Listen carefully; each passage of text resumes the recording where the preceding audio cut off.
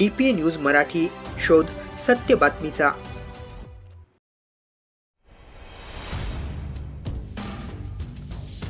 दिनांक 23/8/2025 रोजी नाशिककडून मुंबईकडे जाणाऱ्या मोटरसायकलचे नियंत्रण सुटल्याने सरकटून जोरदार पडले असता त्यात एक जण गंभीर जखमी झाला व एक किरकोळ जखमी झाला आहे।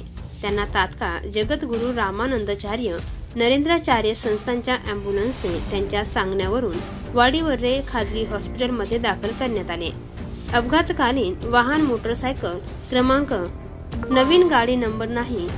अपघातातील ठिकाण दत्त मंदिर वाडीवर्रे जवळ। अपघातातील प्राथमिक कारण नाशिककडून मुंबईकडे जात असताना अपघात झाला आहे। अपघातातील जखमींचे नाव रामेश्वर प्रल्हाद वाघमारे वय 25, मुस्कान अमीर मंडल वय 21 राहणार मुंबई यांना सद्गुरू रामानंदाचार्य नरेंद्राचार्य संस्थांच्या अँब्युलन्सचे चालक निवृत्ती गुंड यांनी गोंदे फाटा येथील मोफत रुग्णवाहिकेने तात्काळ रुग्णालयात दाखल केले। DPA न्यूज साठी प्रतिनिधी गणेश लहामटे, इगतपुरी।